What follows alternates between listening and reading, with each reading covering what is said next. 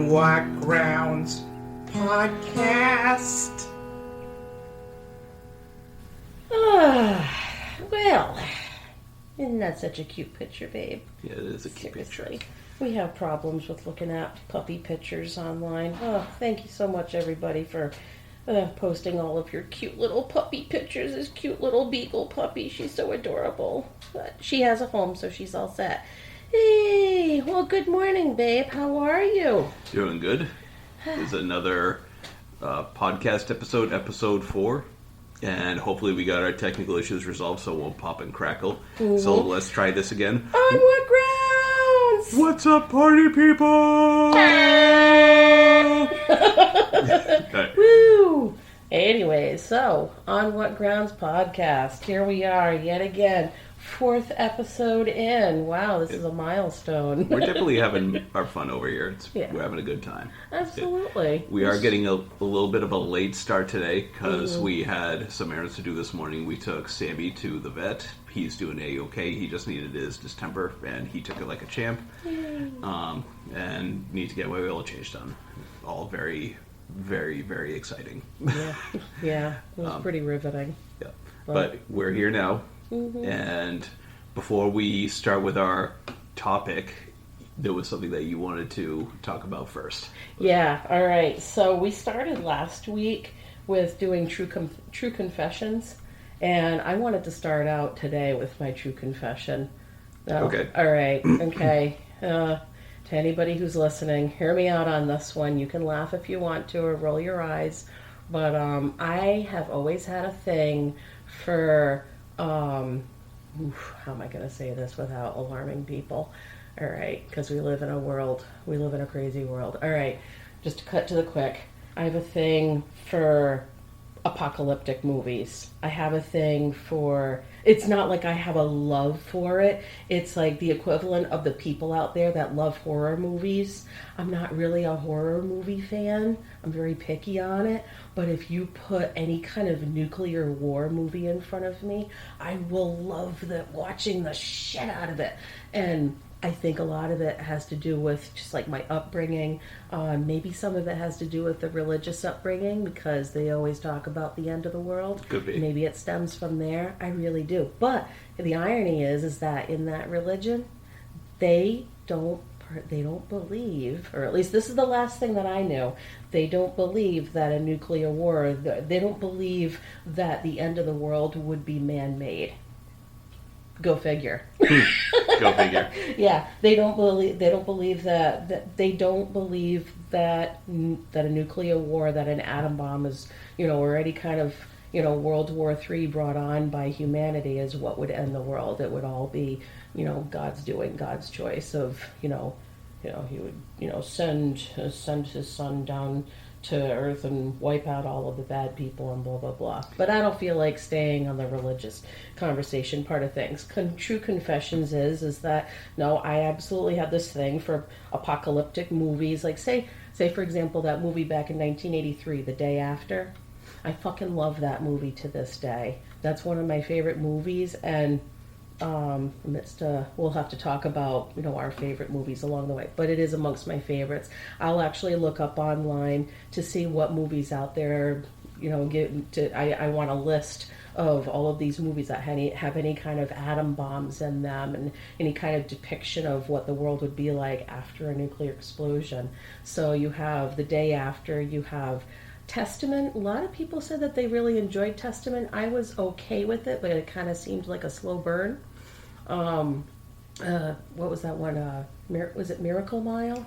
Yep, with the guy from ER. Is it Anthony?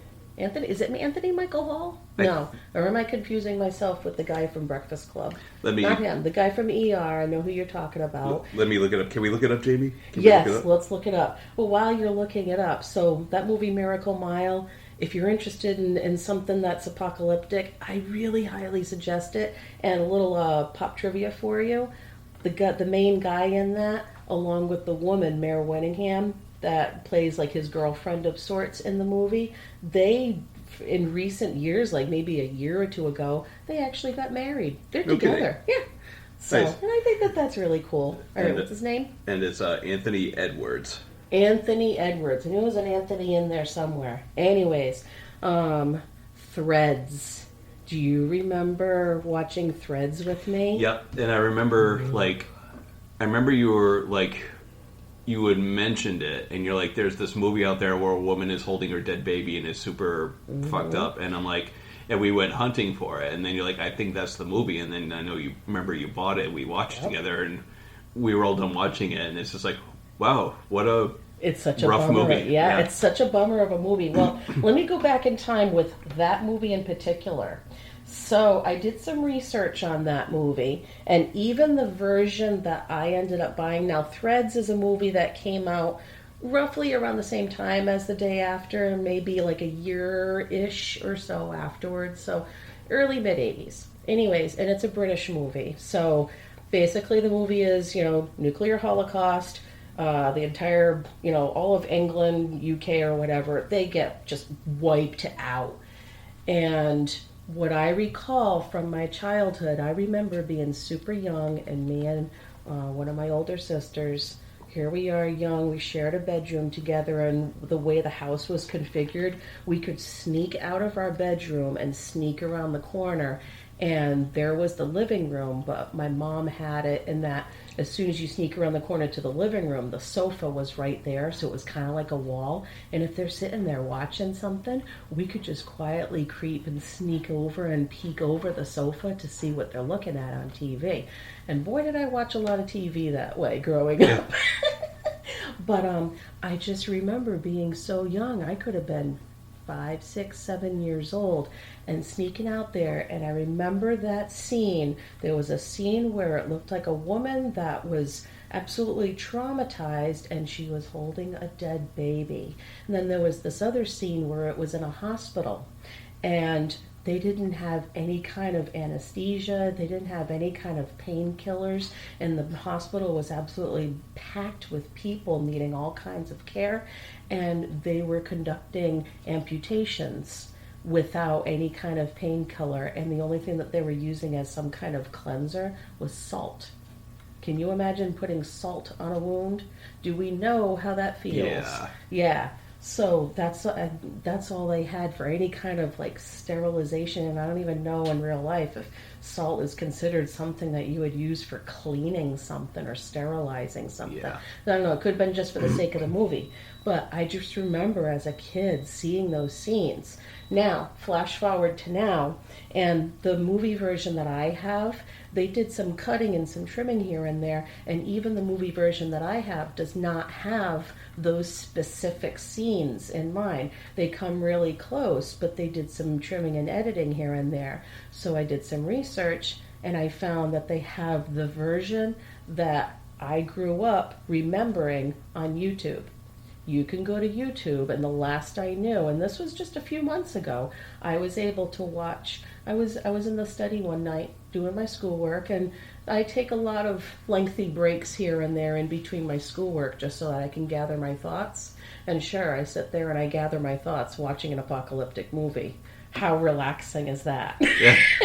But I found the scenes. Those scenes were in that movie. So you just have to look for the right version. I don't even know if you can get that version over here. Anyways, Threads. Highly suggested if you're in the mood for a bummer of a movie.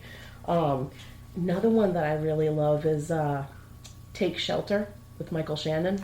Oh yeah. It's not nuclear, but it's in a sense an end of the world kind of movie, and I love everything that builds up to the very end. No? And do you remember the very end? Oh yeah. Yeah. I mean, do we want spoilers? Do we want to say spoilers, or do you just want to say? I'm going to leave it out for this moment, Okay. because I don't know how many people out there have seen or have not seen Take Shelter. If you have not seen it, and if you're a Michael Shannon fan, please go see it. Or not go see it. It's been out for quite some time, but you know what I mean. Find it on some sort of streaming service, or order the DVD. Buy it, get it for $5. It'll be worth your time. It's just so good. Another one I really love, Interstellar. No, it's not. I mean, in a way, you could call it end of the world, because in that movie they're talking about like there's all of these blights on all of these different crops, and it's like they're losing food.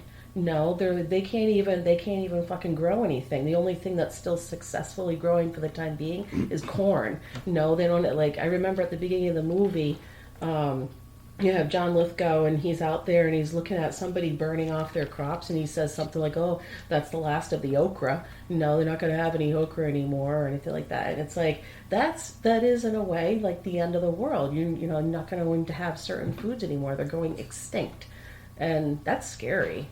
That's the kind of stuff that I love watching. And of course, let us not forget about my love for watching movies that have humongous tidal waves in them, a la Deep Impact. No, Deep Impact, where you have asteroids and tidal waves. You think that's the end of the world? What's going to have to happen to humanity afterwards? Will we survive, or will just the cockroaches survive? So, true confession right there. I have a very, very sick infatuation for film like that. So I'm going to segue into what I am currently reading. I don't usually have the time to read a book, but right now I am totally caught up finally after so many months of reading this book by, I don't know how to pronounce his last name without it sounding sketchy, but I'm going to try. The author's name is William R. Forst Chen. And he wrote this book back in 2009 called 1 Second After. And basic synopsis, I'm only halfway through the book, but I only started it yesterday, so you know how much I'm loving it if I'm already halfway through. 1 Second After. So it basically has to do with what happens to humanity and how does humanity react just after an EMP pulse. An EMP happens, an electromagnetic pulse. And it's all dealing with the United States, and they're just trying to. You have people trying to figure out what the heck happened, and nobody knows because nothing works. So it kind of gives you like that true to life kind of feel. No, the only things that are working are cars that were built back in like the 60s and 70s and before that. No, like the radios aren't working. No, even like the that was one part I remember in the book is that he's even driving in his mother-in-law's old 1959 car because it's working, but he just for the hell of it just turns on the radio and runs it from one side to the other, AM and FM, absolute static, absolutely nothing. And honestly, where just reading it last night, I left off with like this nervous feeling in my stomach, and I'm just so like full of anxiety, but it's like it's an exciting anxiety because oh my god, what happens next? And the cool part is that this author wrote not only this book, but he's written definitely 2 others to go along with it. So you have the first one called 1 Second After. He's written some other books not related to this, I guess. But then there's one called 1 Year After. Then there's one called The Final Day. And then there's this other one called 48 Hours. I believe, don't quote me on it, but I believe he's writing, or it will be released as of August this year, 2023, 5 years later. So let's see how things go with this book that I'm reading. I already bought at least the next installment. I think that's the 1 year later one that I got, and we'll see from there. So if anybody has any suggestions as to reading material or movies out there, apocalyptic kind of stuff, end of the world kind of stuff that I haven't seen, throw me a suggestion. That would be awesome. And with that, that is the end of my true confession. Take of it what you will. I do have one thing to add to that, because I mean, I think we've talked about this before. Because I know you like apocalyptic stories. Sure. But I know we've touched on this, like post-apocalyptic stories. So you don't actually get to experience the event, but like that's the world, like like Mad Max. No, a little bit of both. The event itself, or rather, okay, let me backtrack a little bit. a little bit of the events beforehand leading up to said event. I like to see the big booms, the big event happening, the effects. If it's a movie, I like to see the special effects, and they better not be wonky. They better be really good special effects, like whoa, say for example, the movie Twister, big tornado, ooh, awesome effects, and then just how do people deal with it afterwards? Kind of like that book that I suggested to you. Was it Under a Dark Summer Sky? I can't remember the name of the author. I think it's called that. How about if you look up exactly what it is while I talk about that for a second? So that book that you suggested to me, I read that I think last summer. And so, yeah, that's pretty sad. That's how often I get the chance to read a book. I read one about a year ago and here I am now. But anyways, this book that you're telling me about, babe, I think it's called Under a Dark Summer Sky. And the author only wrote like this book and maybe one other book, and rest in peace, she passed away a handful of years ago. That book was amazing, and let me just say this.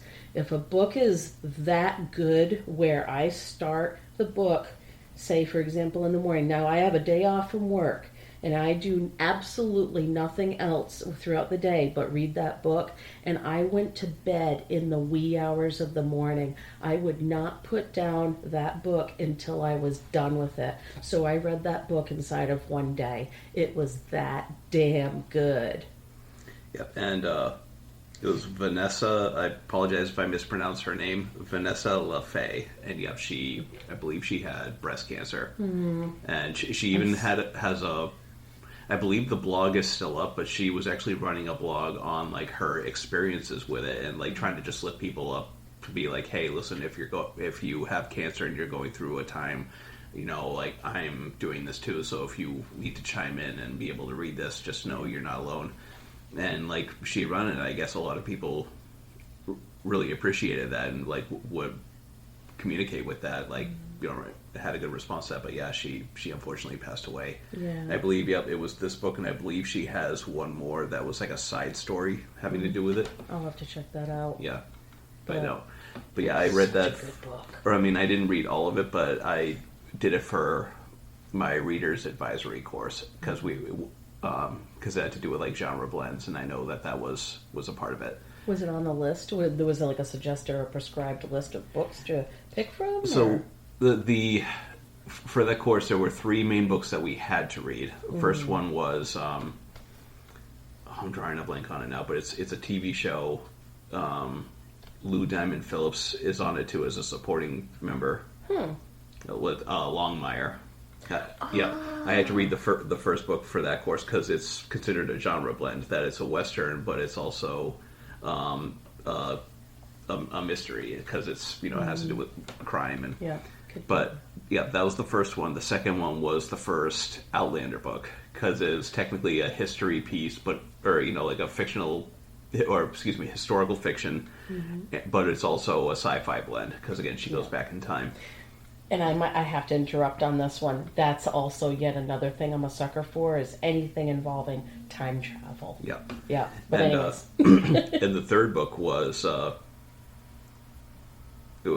Black Panther: A Nation Under Our Feet.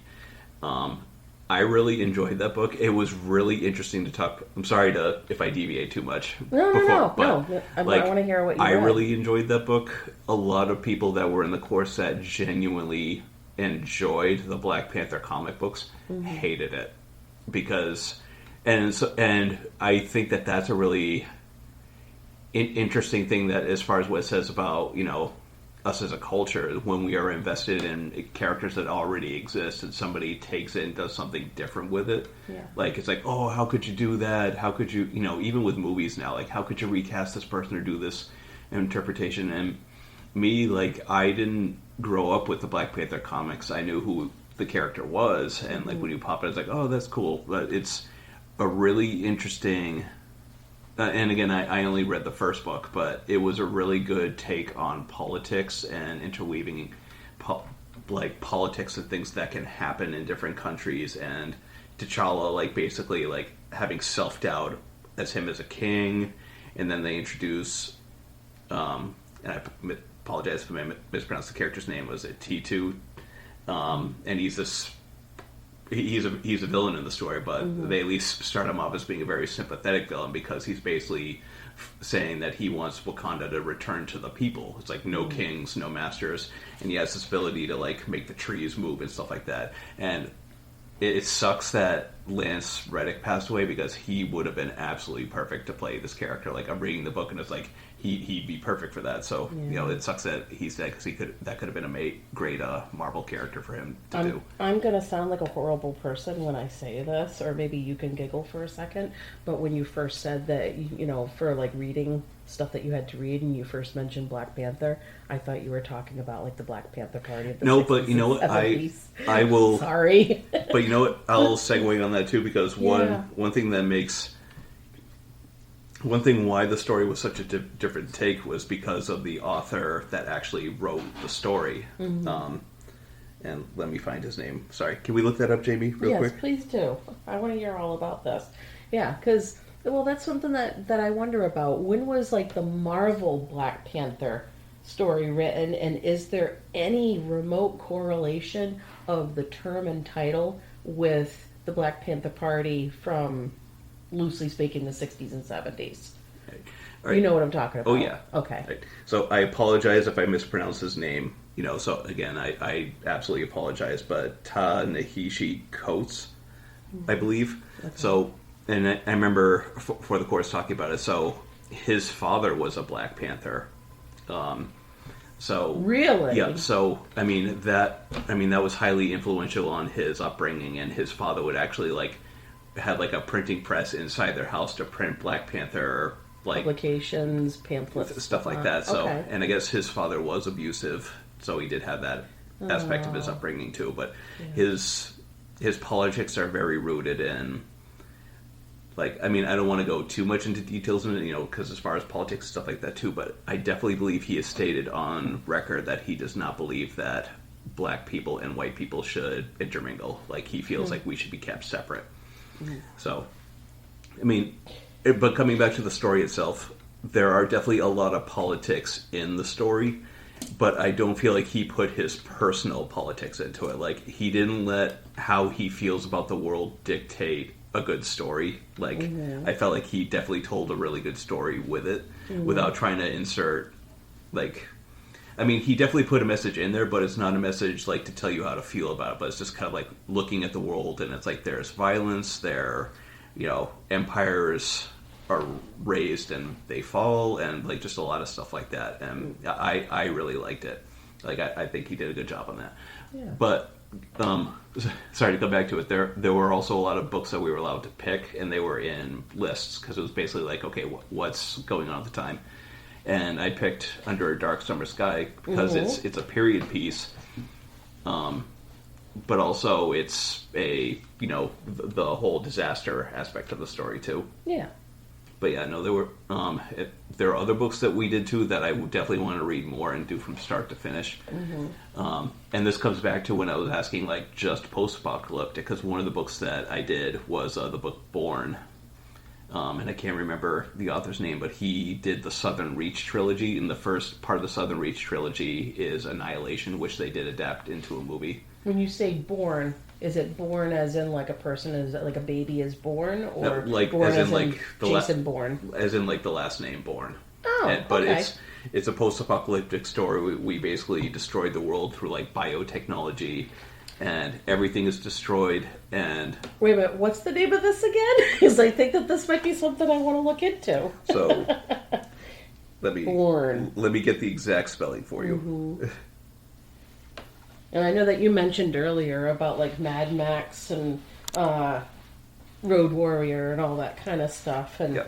No, I think at some point in my life I do want to touch base again with those movies, because I feel like I'm trying to remember. I've definitely seen Fury Road with you, and that's one that I've mentioned fairly recently where I feel like I want to watch that again. And the irony, and you even are perplexed about it, is that despite it being they're all post-apocalyptic movies, they've never really been a go-to for me. No, but I think, and I have no idea why. I really can't explain to you 'Cause why. Maybe because you don't actually get to experience the world before everything goes to shit. Yeah, that, yes. That and that, like, they're more like Hollywoodified.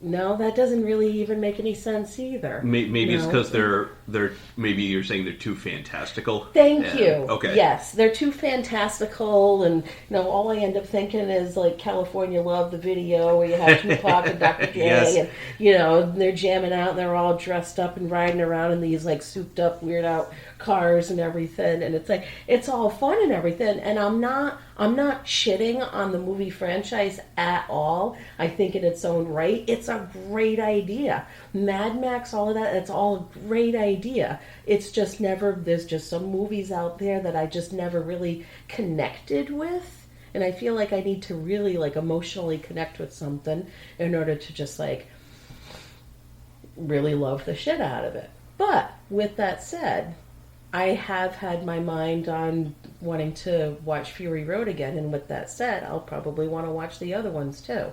And I know at one point or another I have seen the one with Tina Turner in it, Beyond Thunderdome.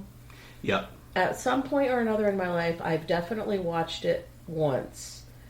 And I'll probably need to watch it again. Now, there was another older one. Was it Road Warrior or was it Mad Max that you and I watched together? So there's the original Mad Max, Yeah. which I think we may have watched together. Then there's the Road Warrior. In the U.S., it's just called the Road Warrior, but over in Australia, it's called Mad Max 2, the Road Warrior. Oh, I always thought it was the other way Nope. around. I always Nope. thought Road Warrior was first. Yeah. Well, I think Okay. the Road Warrior came out in the States first. So it's like, I don't think like the original Mad Max ever came over until after it like broke out with the second movie over here. Yeah. And then it's Beyond Thunderdome, and then it's Fury Road. So they waited a long ass Yeah. period of time before coming out with this one. Yeah.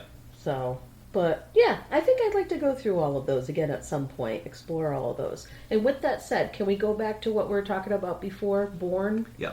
All right. So it's spelled Borne.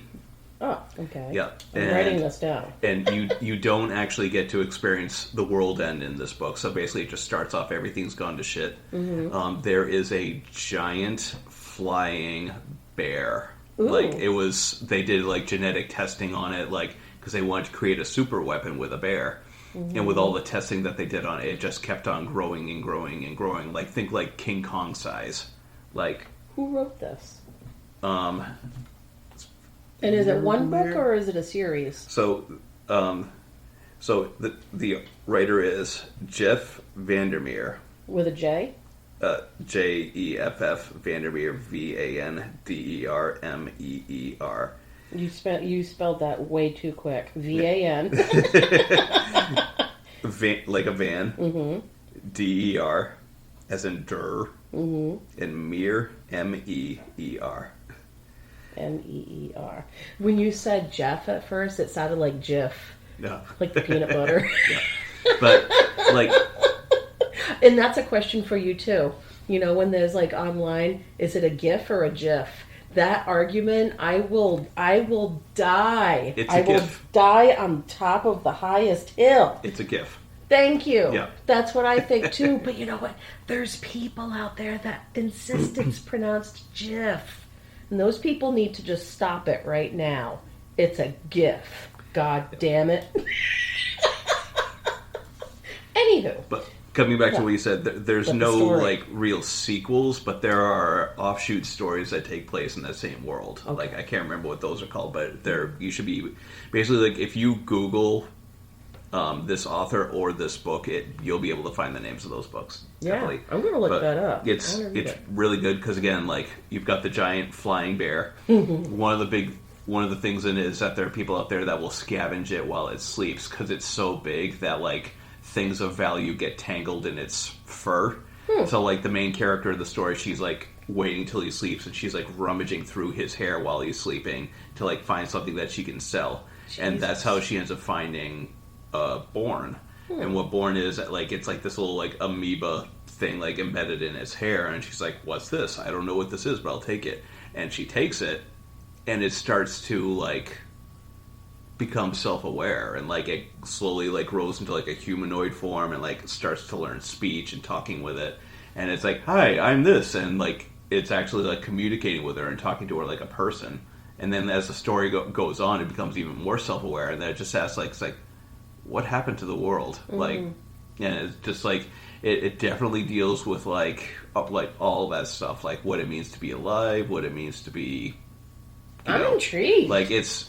And again, I haven't read the whole story, because the purpose of doing these books was to learn a method of being able to scan a book. Like you read the first chapter, you read the middle chapter, and you read the last chapter, and like to get enough of a sense of like the pacing, the story, and being able to like scan a book that way to be able to say to a person, you'll probably like this book. It's like, okay, if you like Bourne, you'll probably like, and then be able to do that. And you know, and it's weird because like only doing that, I felt like I got a picture of like the whole story, even though there were a lot of gaps missing from it. But like it made me feel like I read the book, even though I actually didn't. Yeah. But yeah, I really enjoyed that one. Another one for Harry Potter fans. I know stuff's going on with the author right now, and people have their opinions on it. But let's face it, the story itself, I know there are a lot of Harry Potter fans out there. I highly recommend Jonathan Strange and Mr. Norrell. Basically, the short answer of it is, like, it's Harry Potter meets Jane Eyre. So it's like a Victorian period piece, but magic exists. Cool. So it's like you've got these wizards that are enlisting in the army at the Queen's service, and, you know, everybody's so prim and proper and riding in horse carriages. You know, it's that one I did, that's one that I like to read, too. You know. Speaking of reading, that's something that you and I have to get back to. Did we agree on, is it this summer that we want to get back to what, like reading, like the Audible? Yes. The Audible version of Lord of the Rings? Because we did Fellowship. Yeah, and we need to do Two Towers, but I know you've been busy with schoolwork and yeah. I know. And actually, that was something that I was talking about when my friend came over yesterday. That she asked me, she's like, "Are you gonna do schoolwork all throughout the summer, and are you gonna take some time off or not?" And I'm like, you know what? I think I'm just gonna continue on from here on. I think the only time I'm going to take off a term between now and graduation, unless there's something dire or an emergency that comes up, is when the next installment of Dragon Age comes out. In fact... Yes, I said it. I said it. I'm not taking it back. In fact, do we want that to be our segue into what we originally meant for our Whenever you're ready, babe. All right, Whenever you're ready. half an hour in, let's get to our topic to start with. Can I express my love and adoration for the Dragon Age franchise? So... You know, and just to stress video games in general, but absolutely, let's start with Dragon Age. Dragon Age is a video game series that you have grown to absolutely love. Mm-hmm. Yep. So, yeah, go ahead. Do you mind if I start into how that started? Into how it started, and to kind of give like if you can abbreviate the synopsis on the series. Yeah. Because you're a lot better than I at telling stories. I am absolutely shit at joke telling, storytelling. I can express myself, but to actually relay anything that somebody else told me, I completely suck at it. Unless it's in front of me and then I read it to you. So that's no fun. So one thing I could definitely say is, me on my end, I have definitely had video games in my life for a large portion of it. We could definitely talk about that later. Yeah. I mean, I would say that you have not had as much of an experience with video games growing up, but one thing, you know, with us being together and getting started, one thing that I definitely learned about you is that you love the Lord of the Rings movies. With Elijah Wood and Ian McKellen. Elves. And give me the elves. And you loved those movies, and by that point, like, I think, like, I would say, like, the second Dragon Age game had already been out, but basically, like, I had been playing those games and I really enjoyed them. And like here you were, it's like I need another really good story. And Dragon Age, it's definitely a fantasy game where you have dragons, you have elves, you have dwarves, and it's like Lord of the Rings on steroids. Yeah. In a way. And I'm like, you know what? I think you would really, really enjoy playing this because once you get the controls, if you play it on easy, it's easy to play, and you can enjoy the story. Don't forget to tell the listeners about my first experience killing dragons. Well, I definitely wanted to. I still remember the first time you actually like picked up the controller. Because you didn't even know how to turn the character around. So here you are, like, running around, and you're like, how do I turn around? And you're like, you use the other stick. And I felt like just the most clueless noob when it came to handling a simple, now I call it simple, but a PlayStation controller. There's all of these knobs and buttons and switches on it, and I had absolutely no clue, like, what to press. It's like, I'm scared I'm going to break the thing. It's the equivalent of you holding a baby. Holding a baby, you're gonna break it. No, you're not gonna break it. Just fucking hold it. You're gonna be fine. And that's me holding a controller. I'm gonna break it. I'm gonna break the game somehow. I have no idea. Yep.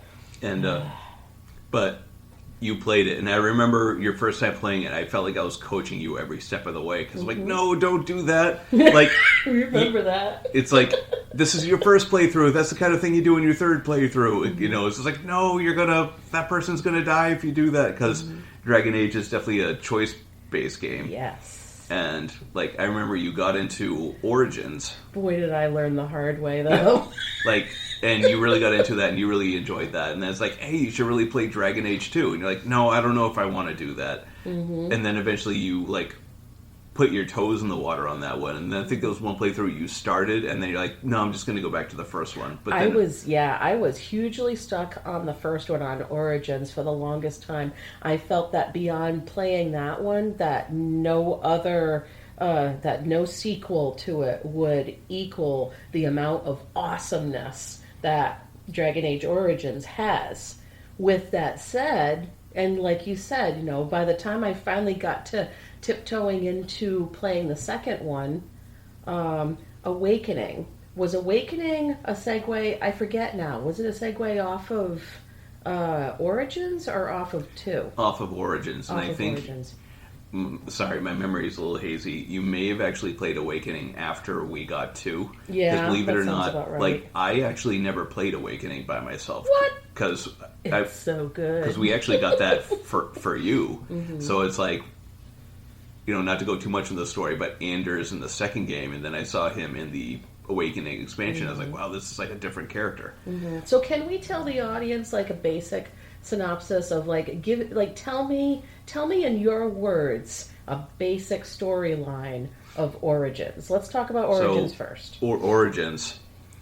So Origins, there's this thing going on that's called a blight, and there's this race of fucked up creatures that live in the earth called Darkspawn. And every sort of generation, they basically organize and come up to the surface, and they start killing people. And the only people that can really stop them are the soldiers that are called Grey Wardens, because of certain things that they do to their body. They can sense them, but they can withstand the poison that's in the Darkspawn body. Because if they bite you, or if you get blood on you and get into a cut, you end up getting infected and you'll die, or you'll turn into one of them. But Grey Wardens are immune to that. So basically, your character, and you can start off as an elf, a dwarf, a human being.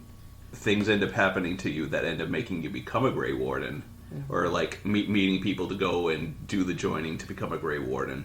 And you're helping the king fight off the Darkspawn in this great battle, and then there's a betrayal, and most of the Grey Wardens die except for you and this other character, Alistair, and then the rest of the game you're basically going all around the main area that they introduce you into the game. The whole world is called Thedas, but it takes place in Ferelden, and it's basically you going all around Ferelden trying to conscribe people to join your army so that you can fight. So you're going to the Mage's Tower to get the mages on your side, but you got to help them first. You go to Redcliffe to get their soldiers, but you got to help the king first, or not the king. There, what are they called? The Arls. Yeah, Yes. so to help the Arl in Redcliffe. Arl Eamon, Yeah. Arl, was it Tegan? Yep. Tegan! Ban Tegan. Ban Tegan, Yeah. but didn't he end up being an Arl by the time we got to Trespasser? Yeah, Which because I'm really skipping ahead on that. because Arl Eamon becomes the Arl of Denerim, and then Tegan takes over Redcliffe after he moves. right. Yeah, but that's basically the synopsis of the first game. Is you Mm-hmm. go, and it's a really good way to introduce you to the world and the different things that are going on. Because Mm-hmm. you're like, hey, I need your help, and like you're in the Mage's Tower, like, hey, we would love to help you, but we've got a huge emergency in this tower right now because we're overrun by apostates and blood mages, and now there are abominations running everywhere. And then it's like well, what's an abomination? Well, so it's really good at helping you introduce you to like how elves are treated, like elf culture. Well, you have the city elves and you have the Dalish, Yeah. like the country elves, if you will. Yeah. And I always prefer being one of the country elves because they're more earthy. No, they're more of the forest, of the countryside. and No. and all the dwarves in Orzammar and like their politics and how everybody. Love Orzammar. Yeah, basically everybody in Orzammar is a douchebag because there's a caste system. Yeah. And of course, like everything going on in Denerim and the city, and so it's a really good story, and the choices that you can make. And they snuck Tim Curry in there. He does the voice of who's the other guy? Not the. So like Tiernan At Logan. Redcliffe? Yeah, so Tiernan Logain is the big bad guy aside from the Blight because he's kind of politically fucking shit up. And then there is Rendon Howe. Yeah. Yes, that's who you're talking about. Yeah. Yep. Yeah. Who's basically kind of been the one that's been whispering Yep. in. Arl Rendon Howe. Yeah. Yeah, because I remember. I can see his face. And The it's like character. it's so funny because he's such a side character in the game, and you just hear him talking. You're like, is that Tim Curry? And it's totally Tim Curry. Sure shit is. Yeah. But yeah, did you want to take it from there as far as? Well, again, after that, you said like in the order of sequential order. Now you have Awakening, which Awakening is not considered a full game. Is it kind of like a DLC, a downloadable content? It is a DLC, but is like a very expansive DLC. Like they very easily could have turned that into a whole game on its own. Like, Fell in love with that one. Yeah. Fell in love with that one. That's where you get introduced to Anders and to Nathaniel Howe. Is Yeah. it? Yeah. Get introduced to a bunch of different characters. So you still have. It's the same Grey Warden character that you use from the first game. it depends on the choice. I mean, do we want to go into spoilers? Not overly. Again, I'm not good at relaying a story as well as you are. Or so let me say. I'm just thinking of like Amaranthine and what was the other place? Amaranthine and the Vigil's Keep, is Yep. it? Yep. So That's you have right. a couple of different places that you go to in Awakening, and you need to see about like choosing to save one over the other. And Yeah. So I guess basically, like coming down to it, you have the option to not play as the Warden from the main game. Okay. That you have the option to play as somebody else. But coming back to like our timeline as far as playing, like while you were playing those games, I was already playing Inquisition, which came out on the PS4. Because remember, that was a very, very, very wonderful Christmas gift that you're like, hey, I bought you a PS4 and Dragon Age Inquisition. Go figure. I get it for you, and look Yeah, how the 'cause- tables have turned. Because I mean, I was enjoying playing those games at the time, so I was really excited for that one. And then while you're playing those games on like the PS3, here I am on the PS4 playing that, and I really enjoyed that first playthrough of Inquisition. And I remember just being like, "Oh, babe, you gotta give it a try." And you're like, "No, I'm not ready to go over onto the PS4." It's like, "Oh, you gotta."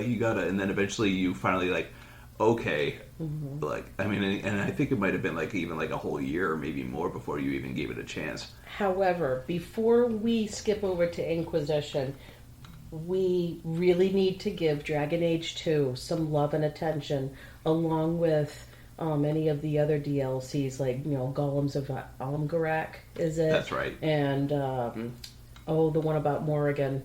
Witch Hunt. Witch Hunt. Yep. Yeah. We need to talk about Dragon Age 2. I do feel in a huge way, and Dragon Age community fans, they can attest to this too in a way. It seems that Dragon Age 2 is almost like the redheaded stepchild of the game franchise. It doesn't get as much love for certain reasons, but you know what? When I finally got into playing Dragon Age 2, when I finally developed that love for it, I could not stop with that one. And the reason on that one that I really fell for it hard when I finally did get into it was I love that wasteland. Oh God, why am I forgetting names right now? It's like that desert that's along the ocean. Oh, the Wounded Coast? The Wounded Coast. Yep. I love the music that plays while you're traveling around there and all of the little dirt paths, sandy dirt paths that you walk around there. And I always love looting. Your character can be walking around all of these places, and then you go through this little shrubbery and you find this little pile of this sparkly shit that you get to loot, and who knows, maybe there will be a little piece of elf fruit in there along with a piece of armor, and you're not going to use any of that shit. You're going to end up bringing it to a merchant and you're going to sell it anyways. But I still love looting. I love looting just for for no reason whatsoever except for the action. I find that just traveling around there, listening to the music, very, very relaxing. It's a great way to decompress.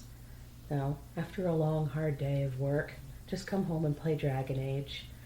I don't have to do anything, hardcore, like slaying any big boss battles, nothing like that. I could literally come home and just for a couple of hours just go around and do some farming and do some harvesting and, maybe just, kill a few animals in order to feed my family, so to speak, and be absolutely relaxed by that. So Dragon Age 2... I like how it branches off where you get the chance. One thing I like about it is that you get the chance to experience nighttime and daytime in that game. And I feel like you don't really get like the nighttime day. You definitely don't get nighttime, daytime in Inquisition. You don't get nighttime in Origins either. You don't have that choice. Well, it depends on where you go. So it's like you need to go to a map where it is nighttime. Yeah, but in Dragon Age 2, I could go to the same part of town. I could go to Kirkwall at night, or I can go to the same spot in Kirkwall during the day. And yeah, there'll be different missions depending on the time of day that you go. But I wish they kept that option. I wish they had that option for all of the games, because I feel like it bulks things out and it gives you more missions and more things to loot, more bad guys to kill. Yep. No, and honestly, just going around at nighttime just gives you a different kind of cozy feel. Cozy, go figure. Cozy, You're going around finding things to kill, but there's something about going around at nighttime with the moon shining overhead and stars and stuff that just gives a cozy kind of feel to it, especially if it's nighttime in your own home, in the real world, and you just have some candles burning and it's a nice darkened living room. It's cozy. It's wonderful. No anxiety. I'm not nervous when I play it. I know where I'm going. I know what's going to happen next. So, Dragon Age 2, I've got nothing bad about it. The only thing that I really didn't like about Dragon Age 2, and to this day, would probably be the last part with Corypheus. Remember how it took me forever to successfully... I mean, we're talking about like the biggest boss battle of the game. Well, unless you want to talk about what is it, Meredith? Well, yeah, I mean, because she was like the boss battle. But Corypheus is the main boss of that expansion. And if you don't know how to fight him, he's definitely tough. I would say that. Yeah, he kicked my ass so many times. Remember how I was just dying. I would give you the controller so that you could handle that battle for my playthrough. That's really sad. But I finally figured it out. Yep. But it's still not my favorite. No. But now where do we go from there? So other expansions. What am I missing? There was also Mark of the Assassin for Dragon Age 2, Yes. where you're with. I mean, you're not in Orlais, but it's the basically like an Orlesian summer home Yeah. for. What was that? Was guy's it name? Chateau Haine? Yes. Yes. And there's like the big wyvern hunt that's going on. Yep. Yes. Yep, that's right. It was okay. It's not my favorite expansion. Yep. It's okay. And then you know what's another one that's okay? That's not my favorite. Is the other one where it's like they're out in that desert that reminds me of like the Western Approach, and then there's dwarves and all that kind of stuff. Or But that is the Corypheus one. that's the same. Oh, that's my god! What's the name of that one? I think it was Dragon Age Legacy? I think so. Okay. Because it has to do with your dad, and Yeah. these dwarves are hunting you because Corypheus has control on them, and It's not my absolute favorite. Again, and that's probably why, like, I don't know about other Dragon Age fans, but maybe that's some of the reasons why they shat on this particular game. Maybe there's certain things that they didn't really care for. I didn't really care for that. I liked going around Kirkwall and the Wounded Coast and just looting and killing bad guys. The side ones kind of irked me a little bit. It is what it is. Yeah. So, and ironically, I hate that saying, but here I am using it. But anywho. But then, got you into Dragon Age Inquisition. And then the whole world changed, and it was wonderful, and it was grand. And my first time killing a dragon in that game. Babe, can we talk about that? I remember you were literally running in a circle. Like you just had the toggle, like just go all the way to the right, and you're just like, what do I do? And it's like, well, you can stop by not running around and maybe aim your bow and kill it. Yeah. But let's go back in time for a second, because Dragon Age Inquisition had its fair share of dragons, but of course you have a dragon in Dragon Age Origins. Yeah. You know, and remember that when you have to go through, is it the Urn of Sacred Ashes, and then you go out the other side and you hit that gong. You hit the gong, and then you have to kill. That dragon would kick my ass, and I remember it would kick your ass too, even. Yeah. You had to be really strong and really leveled up in order to get that guy. So now, come forward again to Dragon Age Inquisition, and holy shit. I mean, those dragons are beautiful. They're beautiful, but like the first time that I ever like went for the one in the hinterlands, it wasn't that I thought I was gonna die. I died so many times. I died so many times trying to kill all of those dragons. I think there's definitely 12 dragons, and then I call it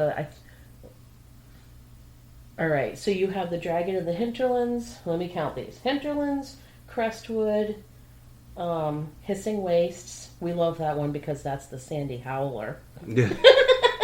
Which would be, for the record, would be the greatest porn star name ever. It's like, let's watch something from the 70s. Let's watch a Sandy Howler porn. Or something, I don't know. Wait a minute. No, I'm mentally going through. All right, so let's talk first about the dragons. You have the dragons on the Orlais side, so let's hold off on hinterlands for a second because I don't want to confuse myself. All right. God, I wish I had the map in front of me. But all right, Forbidden Oasis does not have one. They had a giant, but they didn't have a dragon in Forbidden Oasis. They had one in Western Approach. They had one in the Hissing Wastes, Sandy Howler. Yeah. And then they have 3 in the Empuis du Lion. That's right. So that's 1, 2, 3, 4, 5. You have that funky one that spits out frozen shit in the Emerald Graves. All right. Am I missing anything else from the Orlais side? There's the one in the Western Approach, too. I thought I mentioned that one. I did. Hissing Wastes, Western Approach, 3 in Empuis du Lion. Oh, yeah. And Emerald Graves. What about the Exalted Plains? Thank you. That's the one that I'm missing. Exalt. So now we're up to 7. Now let's get over to the Ferelden side. So if on the Ferelden side, don't mention Frostback Basin yet. Okay. All right. So we have Hinterlands, Crestwood, Storm Coast. Yeah. Any others? I'm surprised that they didn't put one in the Fallow Mire. I think that would have been a badass one if they had put one there. I think the reason why they didn't is because the enemies are like constantly like respawning, like the undead. That would make it more challenging. But I think maybe the whole thing that they were going for too is that a dragon wouldn't want to hang around undead. Imagine if it was an undead dragon. Oh yeah. Oh. Ooh. Nice. All right. So maybe it's not a baker's dozen of dragons that I'm talking about. Then it sounds like it would be 10 dragons with an 11th dragon if you get the DLC of the Jaws of Hekon, which opens up the Frostback Basin. But there's also a 12th one in Trespasser. Touche. Yeah. So there are 12 then. Yeah. All right. My bad. I always kept on thinking that there were 13. Anyways, gonna do, let's see, why can't I get my cursor going? Got it. All right. Okay. So anywho, so back to the dragons. So you have all of these beautiful, huge, big-ass fucking dragons that, for any of the Game of Thrones fans out there, all right, you have those big-ass, beautiful dragons, and the size of those, would you say, babe, that the Dragon Age dragons are about the same size or bigger? I would say probably about the same size, like, give or take. Maybe a hair bigger, Maybe. But, yeah, you get to slay these fuckers, and it's glorious.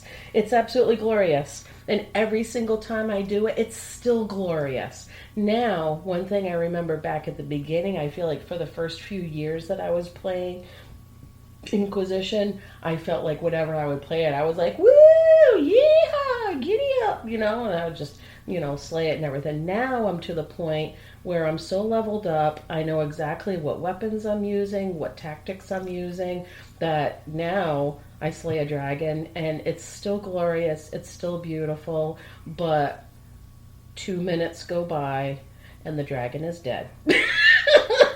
It's like, God damn it, I wish I had 20 more dragons. No. So now I'm to the point where when I do my playthrough, I get myself all leveled up and I am totally kitted out with all of the best stuff. And then I give myself a day, so to speak, or a playthrough where in this playthrough, I'm going to do nothing but go to all of these places and kill all of these dragons. Treat myself. Treat yourself to a day of slaying dragons. Nice. But it's just so fun, so much fun, and that's why I'm chomping at the bit for the next installment to come out. And you know what I'm thinking? Inquisition came out in December of 2014. Yes. So what I'm right now gambling on, I'm going to place a bet. Not a literal bet, not a monetary bet, because I'm trying to stay away from literal gambling. Yeah. Yes. But I'm placing a bet of some sort. I'll bet you a coffee or something like that. That Dragon Age 4 Dreadwolf will come out December of 2024. 1 year. Well. Hey! You guys are going a little cuckoo over there, and that is exactly what happens whenever neighbors come and go. Sorry, neighbors. They're just excited to see you. Sammy and Winnie say hi. Yeah, that's their way. They're so big-mouthed. But anyways, that's my bet when it comes to Dragon Age, and when that installment, when the next installment comes out, I will probably take a term off from school and just play the shit out of it. And I'll just kind of disappear from all humanity for a little bit. I'll turn off my phone for 2 months and turn off all devices except for the PlayStation and just play. It'll be glorious. Nice. That's my story. I'm sticking to it. So herein is the end of me talking about Dragon Age. And for anybody that has not played it, has maybe expressed an interest, they're curious about it, or at least if they're curious about my take on it, it is virtually nearly one of the only games, plural, as in the franchise, that I will play to this day. Now, the only two, it appears, no, I'll give it three, and I'll tell you why in a second, babe. Other games that I have any remote interest in, would be that Neverwinter. Yeah. I would like to go back to trying Neverwinter again. The only thing that pisses me off is that I just got to a point in playing that I was enjoying myself too, but I hit a wall, and not literally hit a wall, but I hit a wall where I felt like I couldn't go any further because I wasn't strong enough. But what do? Just go back to the same places I had already been and kill the same creatures. It was like repeat creatures over and over again. For what? I just kind of... That's how they get you, though, because the game is free, but you got to pay for the bigger weapons, or you have to do hours and hours of grinding. And that's how they get you. Ain't nobody got time for that. No, I don't have time for that bullshit. But you know what? To at least experience all over again, if I even just, start all over again, new character, and play up to the point where I hit a wall, what I did experience of Neverwinter was very enjoyable. And that's where you have like that little place that you go to revamp all your armor and all the shit, and the music plays, all of that fun stuff. We get such a kick out of that. So that's one game that I also like. You like the God of War series? Yep. Yeah, and we're going to talk about God of War in just a second. For me, God of War, at least I've experienced playing the, God of War 1, 2, and 3. I haven't done Ghost of Sparta, Chains of Olympus, or any of that. And after the third one, I never did any of the other ones leading up to now. Yep. No, so I've at least played the first 3 God of War games, and they are amazing. They are so good. But we'll save God of War for your conversation, whatever you want to talk about. Lastly, my other game that I really, really love, it's so enjoyable. For the Dragon Age fans out there, if you like that type of playthrough, Greedfall. Greedfall was wonderful. No, that's one. In fact, the playthrough that I'm currently in on that, I just need to kind of finish it up, because I have a feeling I've got a little bit more story in it in this playthrough versus the first time that I played it. The first time I felt like I played and then I kind of fucked up somewhere and the game ended. No, I felt like I missed some story in there somewhere. Whereas this one, I'm taking my time, and it's really fucking good. No, it's almost like a piratey type of time where there's people that are dressed up almost like pirates in a way, not Victorian. What kind of era would you say that is?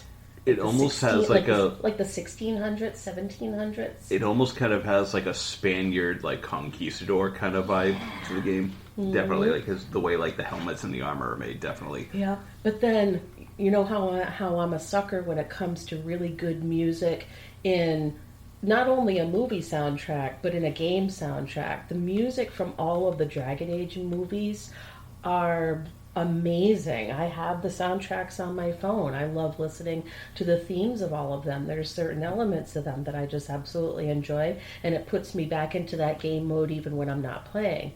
But Greedfall does that also, where they have, even in their battle sequences with really big creatures that you get to kill that are just so gnarly looking. No, the music then, they use these heavy, almost like earthy, almost native-y kind of drum sounds that they use, and I really love and appreciate that. Though, so if you're a sucker for a good story, a really damn good story, really awesome creatures, beautiful music, wonderful sets where wonderful, not film locations, but wonderful geography, just wonderful landscapes. You have Dragon Age, beautiful landscapes, beautiful music, all of that stuff.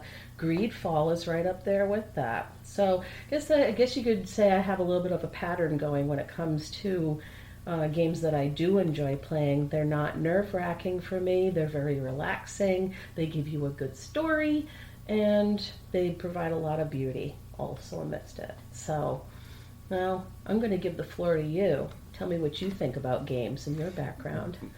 My thoughts on games. So, just to state this, I was born in 1981, so of course I got to experience like Atari when it was a thing. So I definitely like growing up. And again, memory's a little hazy, but I'm pretty sure I had the E.T. game, which now is kind of like infamous of being bad. I also had the game, I think it was just called Tank, but it was the game on Atari where there were like two tanks rolling around and you had to like shoot holes into the other person's like fortress, and then once it got in there through the fortress you could shoot the person that was in there. And like I loved that one. That one was fun. There was one tragic day. So we had the Kool-Aid game, like the actual Kool-Aid Man, because they made an Atari game for the Kool-Aid Man. Oh yeah! And there was one day I remember I put it in and I was playing. It's like, okay, I'm going to play a different game, and I pulled the cartridge out, and like the chip on the inside of the game like got stuck in the Atari console, and like no matter what we did, there was no way that we could find a way to pull it out. And I remember Dad was kind of like, well, there's nothing we could do, and I'm like, no more Atari? It's like, no more Atari.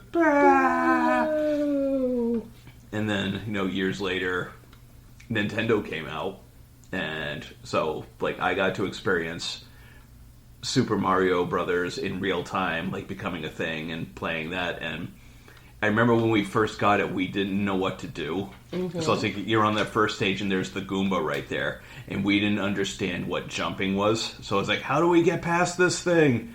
And then when we finally figured out, oh, you jump and then you jump on it. Like both my brother and I, when we were first doing the jumping, we would actually raise the controller while we were pressing the jump button because we thought it helped. So, like, I'm still kind of guilty of doing stupid shit like that. Yeah. But it was great though too, because it's like, and again, like Mario is an icon now. It's like you know exactly who, even if you don't play video games, know exactly what he is, and that he's a plumber, and Bowser and Princess Peach, Princess Toadstool back then. But like back then when I was a kid, like we first got it. Mm-hmm. Speaking of Toadstool. Oh, sorry. There you go. But like having that be new, and like being at the playground at school, and the school I went to at the time, it had one of those like like classic wood like castles with like the tires that like raised up to the things, and the drawbridges, and like bridges, and like poles that you could slide down. And, just being at school, talking to the kids, like, yeah, we got a Nintendo when we're playing this game, and you're a plumber, and you jump on turtles, and you eat mushrooms, and the other kids would be like, what the fuck are you even talking about? Yeah. I mean, they didn't say fuck because we didn't know what that word was back then, but it's just kind of like being like, yeah, it's this game I'm playing. They're just like, it sounds weird. Well, okay, but it's fun. Mm-hmm. You were a little bit ahead of your time then when it comes to your schoolmates. Yeah, I guess you can say that, but I remember Super Nintendo came out, and I remember that was like, our I think I was still living in Spencer at the time, and our cousins came to visit, and they brought a Super Nintendo with them, and they were on level 4, like, yeah, you gotta check this out. And like, to this day, Super Nintendo is still beautiful. Like, you put it on a game, like, those games still look colorful and good. Like, they look great. They look awesome. Yeah, no, totally grew up with those. And of course, I don't like to think of us as being like a household that we picked up, but let's face it, we're a PlayStation household. Mm-hmm. That's okay. I don't understand Xbox. Yeah. Ergonomically, that controller makes no sense to me. Yeah. Anyways. But, it's kind of funny to really think about it, because I don't really think about it, but now that I think about it, like, I've probably played the God of War games more than any game, I would say. And that's understandable. I remember when the first game came out. Was it like 2007? Something like that, Jesus. yeah. But like I remember, playing it on a tiny TV, like a tiny like cube TV, in the kitchen, in Spencer, just right there at the table with the controller, and it was just awesome. Like I absolutely loved it. And of course, John's playing. I'm going to share the story, but so my brother was the one that had bought the game. And of course, when you're the younger brother in a family, you're always going to be the one that watching the older brother play the game, and then you get to play the game when they're not around. Mm-hmm. Honestly, and sorry to digress, but honestly, I think that's one of the reasons why I enjoy watching people play video games on YouTube. So it's like watching somebody do a playthrough of like Mario or Zelda or something like that, because it's like, yeah, I was a little brother, so like I grew up watching the other brother play the games. Yeah. But yeah, all right. So I remember watching him play the game. He gets to the Hydra, and the Hydra, and he has the magic now too, because he has Poseidon's Rage, and he had eaten, how should we say, a magic brownie earlier, and he's sitting there and he's trying to cast the magic, and he's like, "What the fuck do I even do here?" And he's pressing the button, and he keeps pressing. I'm like, "It says that I'm supposed to press R2. I'm pressing R2, and it doesn't even work." And I'm sitting there, and I'm like, "But John, you're pressing L2." And he's like, "What?" And then he presses R2, and oh, okay. And I'll always remember that. I'll also always remember back when he and I lived in Dudley. We were renting a house together, and he was playing God of War 2 on it, and it was the section where it's the lava, and you're supposed to dip the ashes into the lava, and the phoenix is born. And for some reason, he had forgotten how to jump. It's like he would be in that area, he would fight a couple of creatures, fight the skeletons, and then it's like, okay, now it's time to jump over. And I swear he did it like 10 times in a row, where like he would jump and he would just jump right into the lava, and it's like, what the fuck are you doing? But it was just, it was funny because he's in there laughing his ass off. I am too. And why do I feel like I'm having a... Which was the Hydra in the first one? yeah. Okay. I'm remembering... No, I'm not remembering. Which one is the one that had the sirens in the desert? That was the first one too. So I love that. Yeah. That was a lot of fun to play. I can't remember the elements of the second one. The second one is the one where Zeus basically fucks your shit up, and then you got to go to the Sisters of Fate and change your fate. Oh. Yep. With like the big giant horses, humongous horses with chains? Yep. Okay. Yeah. All right. Which one is it in the first one where you have like Ares out there, and that's where that's where Kratos says his line that I absolutely love. It's just beautiful and eloquent and brilliant. Yeah. Can we repeat that? Oh, and he's like, I haven't forgotten you. No. He has to say it. God of War. Yeah. I haven't forgotten you or what you did that night. This, what is it? This. It's like, the city will be your grave. Yeah, but it's just beautiful. I love those games because, again, I grew up on like Conan the Barbarian, so I love the super hyper action, violent, like the world is a rough place, and if you're not ruthless, you're gonna die, kind of. And again, I don't like that in my real day-to-day stuff, but like I love that in my storytelling. Of course. Kratos is definitely like a very vicious character. It's not like I enjoy killing dragons in real life. But yeah, no, I like playing those games. It's funny, and we're creeping up on April too, but it's always like I always get in the mood to play those like every April. And I always like to try and play them every time a new game comes out, and play them like in chronological order. And it's cool to do it that way because you do Ascension, Chains of Olympus, and God of War 1, and you get his rise to power where he becomes the God of War. Okay. And then you do 2, Ghost of Sparta, and 3, and you're basically getting his fallout with the gods, and eventually like him basically just destroying everything. And then with the new games that are out, it's like a redemption arc, which I have mixed feelings on. Like, I do like the new games. I miss the older gameplay, and I miss Kratos kind of being a broken, like, it's like, please somebody put him out of his misery, but he's just so badass and strong that it's just not possible to do. Mm-hmm. But like, I do like the new games though. I do like Ragnarok more than the one before it. What was the one before it? That's the one where it's just you and Atreus, basically, like, you're basically going to take care of his mom's ashes and spread them, and that's like the entire game right there is just you trying to find the highest peak in all the realms to take care of your mom's ashes, and that's the story. Mm-hmm. And it's weird because it's like there's almost not enough story in that one, but then in Ragnarok there's almost too much story. Like, I thought that they were going to be doing a new trilogy, and they... Spoiler! Alright, pause it right now, but... Spoiler alert! They basically, like, wrapped up the whole Norse story, like, in 2 games. Really? And, I mean... Huh. I wonder where they're going to take us now.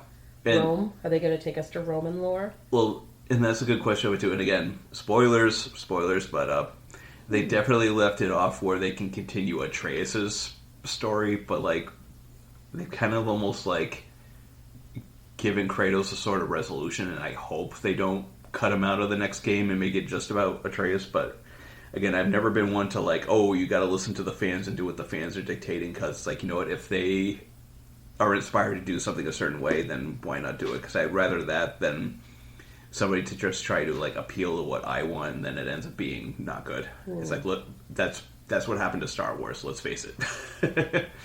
You know. Why? What happened with Star Wars? Well, they gave us. Are you talking about the movie? I'm talking about movies. Movie series. Yeah. Okay. It's like, and I'm sorry, digressing on Star Wars, but it's Yeah. like they gave us Force Awakens. I loved that movie. I thought that was great, but a lot of people complained, oh, it's basically a remake of the original movie. You know, it's basically like a retelling. And then they listened to fans, and then they ended up changing things too much in The Last Jedi. People cried and about everybody that. said, oh, I can't believe they did that. They ruined characters and they did all that. And then they brought J.J. Abrams back to be like, hey, can you just give fans what they... And then it ended up turning into a nostalgia trip again. Yeah. So it's like, they should have just stuck to the guns and basically be like, listen, we know what we're doing.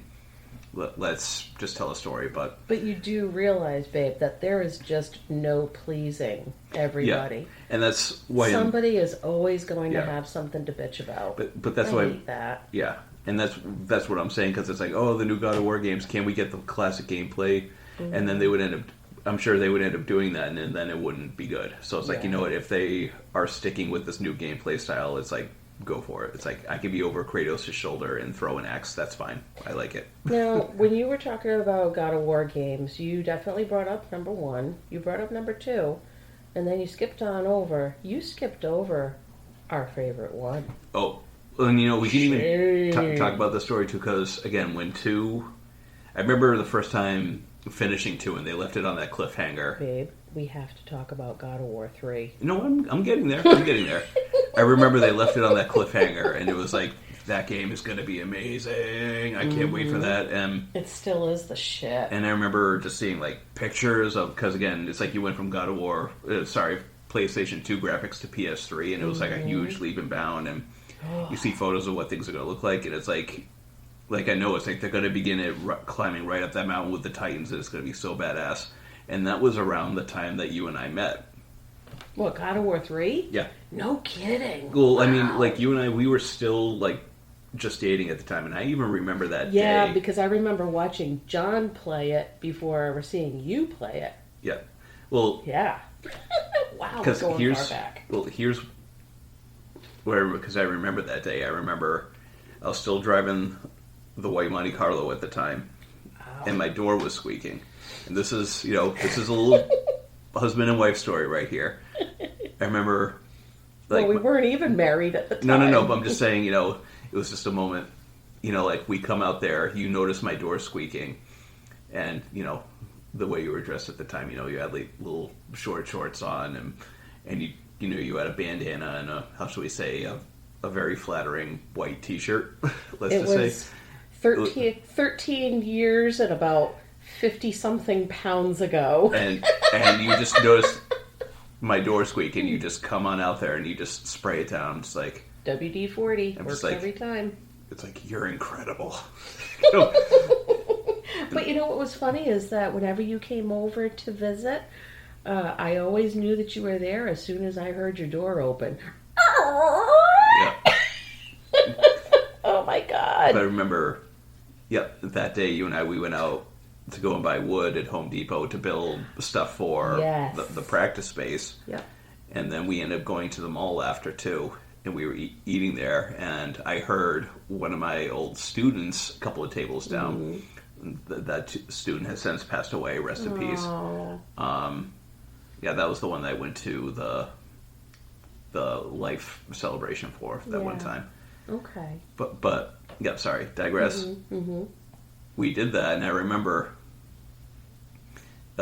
we did that. We're pulling into the apartment, and there's just a party going on outside. So it's like we get there, it's like everybody, because again, you had never even met anybody in our circle of friends. Yeah, so it's like we pull in there, and there's like everybody, and they're all meeting you for the first time, and like, you know, there's alcohol, there's a fire pit, there's music, everybody's having a fun time, and you know, people are meeting you, and I'm not going to name names, but you know, somebody who had beer in their system, they come over. You know, this was a woman in our group of friends, but I'm not naming names, and they're just like, "Pete, that's your new girlfriend?" I'm like, "Yep." And she's hot, and I'm like, "Yep, yeah, she is." Flattered. But I remember, like, we did that hanging out with people there, and then like people going home, and they're like, "Yeah, you got to come upstairs and see this game." And I remember playing the intro for you, and you end up watching it, and you're like, "Yeah, this is amazing." But yeah, I'll always remember that because it's a nice little memory that you and I have. Where, You know what I have a memory of is that trip to Home Depot to get the wood. I remember on the drive up, we were playing that game, you know, when you see something. Yep, I Spy. I Spy with my little eye, you know, all of the shit. Yep. And I remember you ended up, God, you were beating me to it. You're like, I spy with my little eye something. And after all of the things that I was trying to figure out, you know, what it was that you had spied, it was like a little fucking piece of dust on the dashboard. You're like, that, and you just pointed to this thing that was like microscopic. And I'm like, are you fucking shitting me? Yeah. I remember that. I'll never forget. Yeah. That was terrible. But anyways, God of War 3. But yeah, super epic.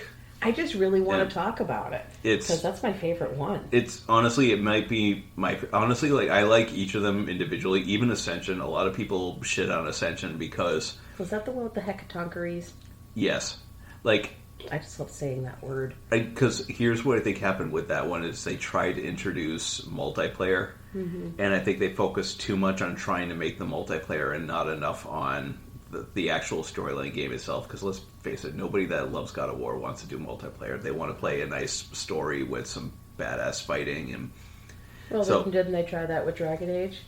yeah, Exactly. and they did. the amount of Dragon Age playing that I play, how many times have you seen me try the multiplayer? Like, I don't never. bother doing it because nobody else does either. Nobody wants to play together. Excuse me. And the other thing with need to pause.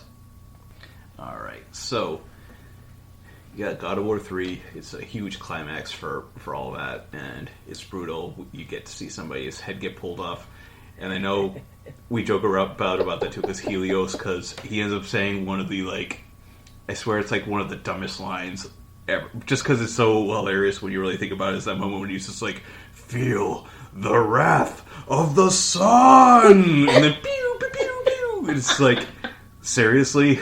It's like, feel the wrath of the sun. That's your big moment. But you know which one my favorite is. What's that? Ha ha. Oh yeah, was it Hermes there? Yeah. Never learn, never change. He's such a douchebag. Yeah.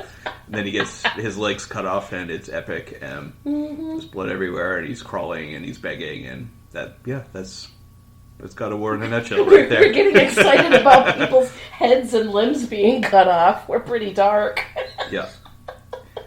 It's just a game, and but it's again, entertaining, and consider who the character is, because this is a character that has gone through, you know, he's made a lot of bad choices. Quiet. Winnie. There's nothing going on.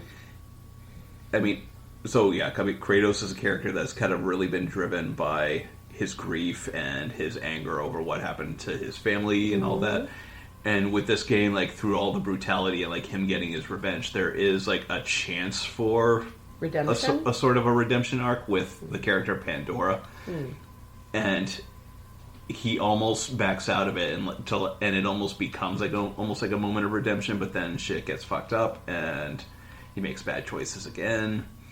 And I always kind of love that moment where it's like, you know, when Athena's asking him, it's like, what do you remember, Kratos? And he's like, all I remember is what I have lost. And it's like, yep, you didn't learn anything. But at the same time, and again, spoilers, not to, but like basically, like he ends up making a choice that ends up giving hope to mankind. Because remember, hope ties in with Pandora's box and all that. But yeah, I definitely loved how that one ended. Love how it kind of left things open ended as far as what happened to him. And obviously, with the new games, it's like yes, he definitely didn't die, but I'm very curious to see if they'll ever visit that gap in between, if we're going to get an in-between game where because I mean, it's like obviously they're not in Greece anymore in the next God of War game, but it's like what happened in between, because we basically left things like being super fucked up in Greece. So it's like, how did he get from Greece, where everything is all fucked up, flooded, everybody's basically dying and plague and stuff, to like just living in a shack with your son in Norway. Yeah, it's almost like we kind of need a prologue. Yeah. To 3. Yeah. You know what I think it's in 3. Is it in 3 where Athena is like, "No, you fool! It was meant for me." Yep, and that's the moment where, and again, spoilers, he puts a sword right through his chest. Yes. And because he's had hope inside him. When he opened Pandora's box in the first game, he had hope inside him all this time, but it was buried under all of the guilt over what happened to his family and the anger and the grief and all that. And then he's able to tap into that to fight Zeus. And then he decides it's over, and he puts the blade of Olympus through his chest, and he releases hope to mankind. And I love that line, because she says, "That was meant for me. They're not going to know what to do with it." Yes. And it's great because, let's face it, us as people, we don't know what to do with hope, And doesn't she like pull the sword out of him and she says, "You disappoint me," or something like that? And it's so good. Spoilers again, if you haven't played God of War 2018, but like because again, I had mixed feelings about God of War 2018. Like, when I first started playing it, I had that moment where it's like, you know what? They could have just as easily have made this a whole new game without Kratos. Because, like, I didn't feel anything tying it to the original games.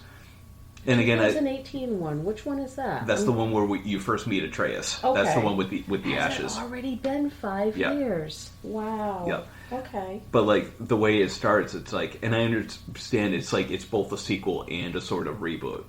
So it's like you don't necessarily need to play the older games in order to play the 2018 one.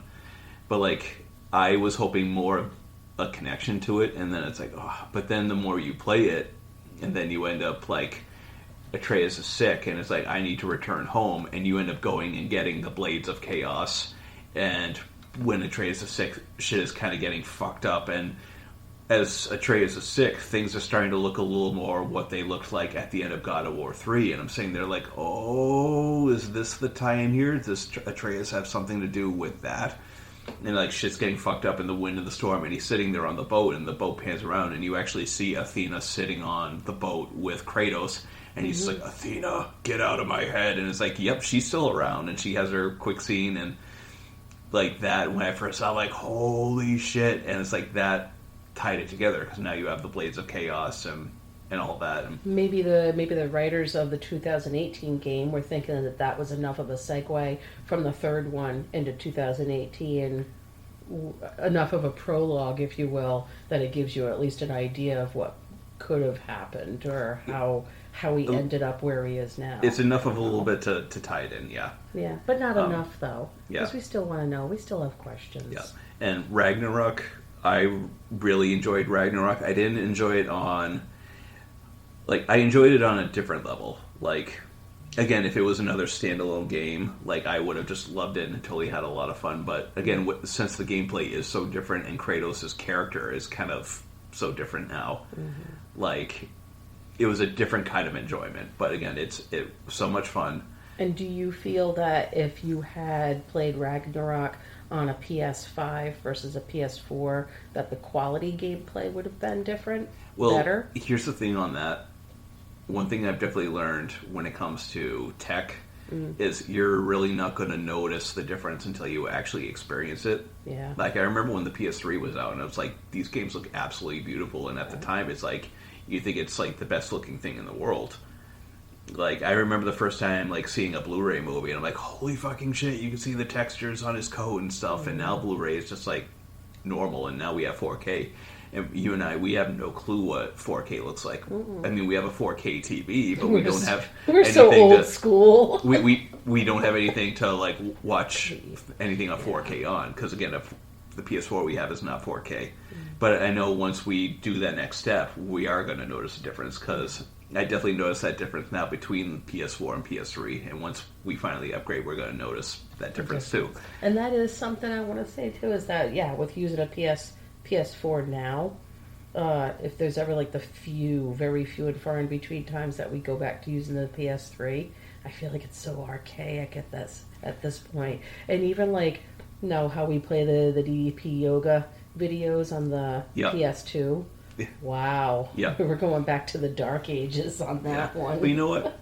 It's like, if something's fun, it's fun. Like, and it still works. Yeah. And you know, those older God of War games, I mean, they still look beautiful too. Like playing with the colors and stuff. So it's like, you know what? If it's still fun, just polish it up and it looks great. And you know what? If somebody wants to remake those games too, like they're doing with all the Resident Evil games, just stick to the classic gameplay and, just have it be a reskin like the new Dead Space that they re-released. I haven't played that yet, but I want to. And yeah, Dead Space is a fun game. Definitely. Have I ever watched you play that one? Maybe. It's basically Dead Space, like you're on a ship, and it's basically almost kind of like, imagine if like there are like these creatures similar to like the Thing, and they're just like popping out of stuff everywhere. I'm and not remembering that. Might have been a long time ago. If you saw footage of it, you would probably know. But that is a genuinely scary game. Does not have the best ending in the world in the first game. But yeah, I highly recommend that one. No, I'm still getting a kick out of like, our little date nights of you playing Silent Hill 2. Is it? Yeah, wow, we're really reaching back old school. But I guess, what are those little creatures that you kill sometimes, and that they're still moving around a little bit, and they make that sound? You know what? You know what? You Let me hate look that it. up. You hate it, but I get such a kick out of whenever you try like shooting them once or twice, and they're still moving around, making these quick, jerky little movements on the sidewalk until they're finally dead. I think one of the first times I ever watched you play a little bit of it, it was in the old apartment. We were first together, and it was a little disturbing. And it was a darkened room, and it was just so unnerving to watch you play it for a bit. But we just kept it brief. But now if you decide to play it, it's just, I get such a kick out of it. So it's really good. Yeah, here's the name of that character, the lying figure. That's just all it's called. Lying, as in like laying down, like lying on the floor. Not lying, as in telling a fib. Lying. Lying. You're lying on the floor. Well, thank you for telling me that. Yeah. Anyways, but, maybe you should play that later. You know what? That'd be fun. Maybe tomorrow. Do we have any plans for tomorrow? Just the usual stuff. Usual, like chores and whatnot. Yeah, like getting stuff ready for work, and I got to practice tomorrow too. But yeah, a personal practice. Yeah. Oh, okay. Yeah. All right. Yeah. Aside from that, I have my discussion post replies and maybe a little bit of light cleaning, and that's about it. Yeah. Yeah. Yeah. Keep for it, me, keep like it keep it like real. It's fun. Like the gameplay for Silent Hill 2 sucks, but it makes up for all of it with like the atmosphere, the storytelling, the characters, and it's like that definitely makes up for it. I know like there are rumors that they're remaking it, and I've seen screenshots and stuff. And let's face it, I'm gonna get it when it comes out. Of course. Like, it's Absolutely. funny. It's like whenever you hear about a new movie coming out that's a remake of an older movie, it's like, oh, come on, stop remaking movies. But whenever somebody remakes a game, it's like, yay, game. Like, like the Resident Evil remakes. I mean, those are fun. I enjoyed those. They did remake the fourth one. I think that just came out. And if they ever did remake the original God of War game, if they kept the gameplay the same, and like I would love that. And just cleaned it up. Yeah. Yeah. Well, that's how I feel about, and that's how a lot of Dragon Age fans feel about Origins. You know, a lot of people wish for, like, what, a remaster or a remake of Origins. You know, if they did that, and if they also decided to remake or remaster Dragon Age 2, I wouldn't be brokenhearted. Just don't fuck it up. You know, make it nice and clean and everything, clean up the edges and all that stuff. Yeah, I'd be curious if they ever did something like that. Actually, I think I told you this about a week or two back. I think it was either like a Twitter tweet or something that I read online where one of the writers of Dragon Age had even been talking about, you know, oh, imagine if if we ever remade, or you know, he would basically be on board with the idea of redoing Dragon Age Origins. He would stand behind that. I would be okay with it too. You know, it'd be funny, and this almost ties into the podcast too. Yeah. Because I mean, there are a lot of people out there. Imagine if we remade this episode. No. let's remaster this. Yeah. Like Take 2. There are a lot of people out there who do podcasts that will also do like Twitch streams too, like of them playing games. Imagine if you and I got into Dark Souls games and streamed us just like playing them badly, because let's face it, those games are so tough. Me there with a controller going, what do I do? I don't know what to do. And then just I'll pick it run up and I'll around be in like, circles. And then I'll be like, I don't know, because I'm getting my ass kicked too. Like those, like the whole Dark Souls, like Bloodborne, Elden Ring. Like I love watching videos of those on YouTube, but again, like, I remember getting Bloodborne for free, like on the PlayStation Network. It was that really hard one? Yeah, Oh, but okay. I mean, they're all like that though. Like I couldn't even get past the first guy in Bloodborne. Like the stage with the wolf that's supposed to teach you how to play, and it's like I got my ass handed to me, and it's like, you know what? Maybe this isn't meant for me. Yeah. But again, those games are highly entertaining to like show, because again, you'll get your ass handed to you in those games, or you'll just be really good at them and it's like, hey, look how good I am at these games. But imagine if we did that, like we had our own like Twitch channel and we're just showing us getting our asses kicked in video games and stuff, because I will say that would be easy for me. You know what's just coming to mind right now, talking about all these games? 2 other games. Both of them I never really gave too much attention to, too much love. You bought one of them for me and John bought the other one for me. Remember Plague's Tale? A Plague Tale? Yes. Yeah, I tried playing that a little bit, and then I just it fell by the wayside. It's still out there. Maybe I'll come back to it again sometime. It just looked really interesting. I remember seeing the commercials for it. I'm like, ooh, this seems really, really neat. And I tried it, and then I stopped. And there's something about the playing on that kind of reminds me of Assassin's Creed. So it almost makes me wonder if you would do better with Plague's Tale. And then John had bought for me as a Christmas present one year, was it Horizon Zero Dawn? Yeah. And I tried that for a little bit, and then I think you ended up playing that through. It's fun. Mm-hmm. It's like, I totally respect that people like really love those games, and like it was a legitimately fun game, like well written. It was interesting developed to character. watch. Like I enjoyed watching you play it. It's like I almost felt like I had to like it. Mm-hmm. Does that make sense? It's like something. Yeah. It's like when you see a lot of people talk about something and how good it is, and then you try for yourself, and then it's kind of like when you have like the community out there that really loves like a certain band, and they force it down your throat. Oh, I love this band. This band is great. You gotta love it too. You need to love this band. I'm not gonna name names of bands, because we don't want to create enemies. But like. But you know who you are. So it's like, for me, like... But anyways. For me, I always try to leap into something when, like, nobody is talking about it. Because, and you know, I'm weird like that. A hidden gem. Even, like, with bands, if somebody says to me, oh, you really got to check this band out, I got to wait a year before let it get out of its beta format. Yeah, like, I remember, you know, this is a band that I will mention, because I remember, like... Some of our friends, like, this was before you and I had ever even met, like, some of our friends had discovered Blind Guardian for the first time, Nightfall on Middle-earth, and it's like, everybody's like, oh my god, the CD is so amazing, it's so great, and it's like, I respected it, but it's like, you know what, I'm not ready to give this a chance. And like, I think I legit waited like another year before I gave that album a chance. And I'm like, oh my god, this is so amazing. Mm-hmm. But it's weird. Like, you don't want to jump on the bandwagon. It's like I don't. That. And it just because I'm a fucking weirdo like that. It's like I can't let. It's like because it's almost sort of like that. If other people are saying that they like it, it's like, oh well.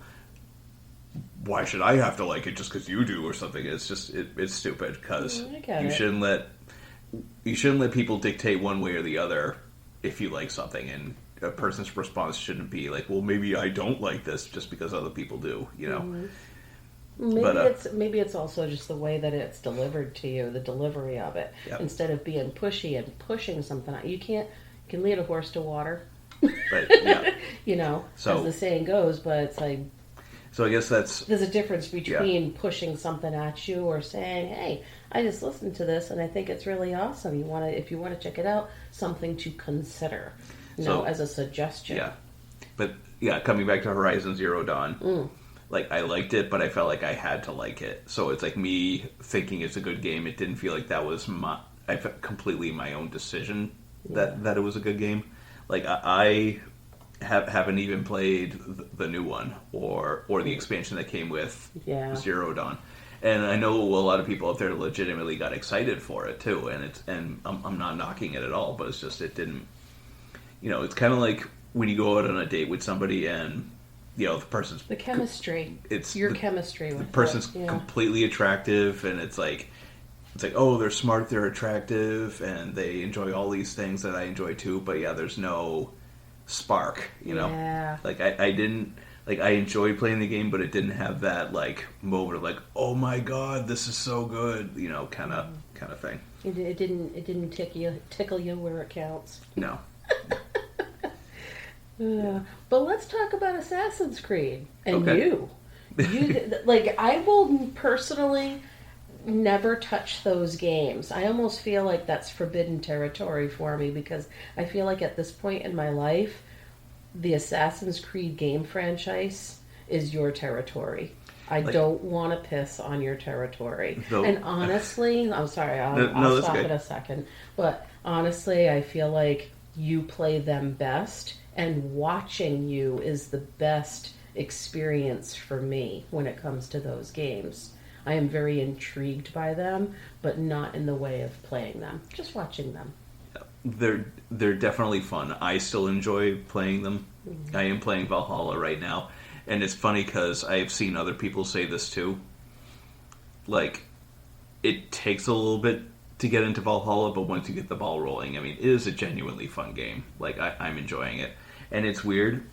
When it comes to Assassin's Creed games, I think I've discovered it's like you need to be in the mood to play one when you play one. Because if you're not in the mood to play a game, like if it's basically just something for you to do because you don't have anything else to play, it can feel like a little bit of a chore. But if you're in the mood for that type of gameplay, like it's genuinely fun. Like I remember playing Assassin's Creed Origins, and there are a lot of people out there that love it, and it was good, but I wasn't in the mood for an Assassin's Creed game when I played it, so I was out towards the end, I'm just kind of like, all right, come on, let's put a fork in this so I can move on. But like Odyssey, like I absolutely loved Odyssey. Like that. Where in the franchise is that one? How many in is that one? So Odyssey is basically the second to newest one. So like Valhalla is the newest one, which is the one I'm playing right now. Mm-hmm. Odyssey came out before that one, and then before that one was Origins. Origins wasn't the first one? No. Oh. No. You're thinking of Dragon Age Origins. Whoops. Assassin's Creed Origins is the one that takes place in Egypt. Oh. Yep. And Odyssey is where? Greece. Okay. All right. And then, of course, Valhalla is, Vikings, takes place in Norway and England. But yeah, they're fun. I know I still nag you about playing Black Flag again, just because I want to hear the sea shanties. Yeah. Black Flag was a lot of fun. Mm-hmm. It was also definitely a change in the series, because I've seen people have different comments about this, like adding in like the modern day stuff and having it be like a Matrix sort of thing. But I genuinely liked Desmond Miles story arc, like seeing him in the modern world and everything that he experienced, and they just kind of like abandoned that. Like it's like, hey, there's now this ancient being that now lives in our AI and our computers and stuff like that, and they just kind of like. And again, I'm saying this like as a person that hasn't finished Valhalla yet, so I don't know if they touch on it in Valhalla, but like there was definitely a lot of stuff going in the modern world at the time, like with those first few games, and then they just kind of like put it down for a little bit, if you will.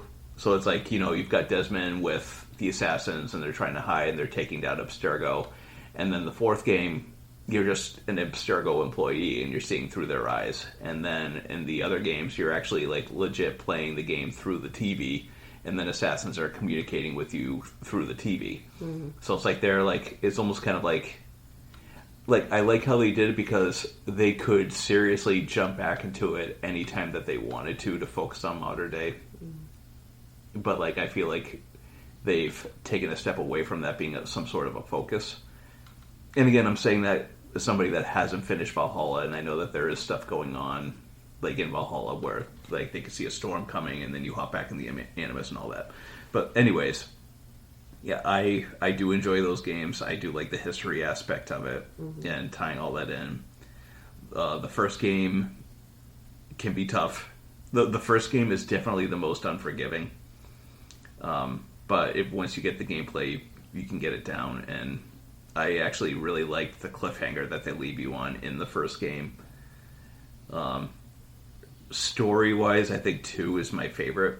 Like how they ended that, where the precursor is actually talking to your modern character through Ezio.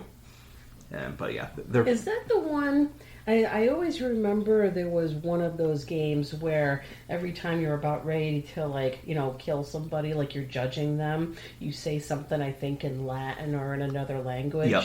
And then there was one big like a boss or somebody that you say what you had to say, and then you son of a bitch, yep. And then you kill them. Yeah. Do you remember that? Yeah. Who was that you killed, and what did your character say? I think it was Resquiet Scott and Pace, or De Pace, and it was Francesco de Borgia. Or no, maybe it wasn't French. I mean, it's the Borgia family. I know that one of them was Rodrigo. I think Rodrigo, was the son. But yeah, I'd have to look it up. Yeah, but I just remember that because it was yet another eloquent, awesome moment that I just remember out there. No, but I enjoy watching you play those. I really do. I love it when your character is walking around and you've got your hooded cloak on, and then you let out a little whistle, a little. Yep. You're trying to get somebody's attention, and they turn around. Who's that? And then you hide down in the bushes or in the hay, or else if you're really high up on a building and you're looking all around, and then you decide you want to jump down. My stomach kind of plummets when your character drops from a high spot, and then you land in a big giant pile of hay or something like that. I love it. Yeah, I love watching it. Yeah, and they're definitely fun. What I would definitely like to be able to do, though, is find a game that you and I can play together. Because I almost felt like, was it Elder Scrolls Online could have been that game, but I know you're not a fan of the Elder Scrolls games at all. I am so sorry, Elder Scrolls fans. I am so sorry, but I'm not sorry. Because you know what? Elder Scrolls has nothing on Dragon Age. No. And let me tell you the reason why. I'm going to just air my grievance on this one once and for all. Elder Scrolls, all right, just from what I have seen of, say, Skyrim, all right? The facial expressions of all of the characters in the Elder Scrolls games, they lack depth. They lack animation. I cannot personally, while I'm playing a game like that, I can't seem to connect with them. You do not get that experience in Dragon Age. In Dragon Age, you connect with your other characters. You can see this look in their eye, their expressions, their smiles, happy, sad, pissed off at something. That's one of the biggest reasons why I have zero interest in playing any of the Elder Scrolls games. They lack that depth for me.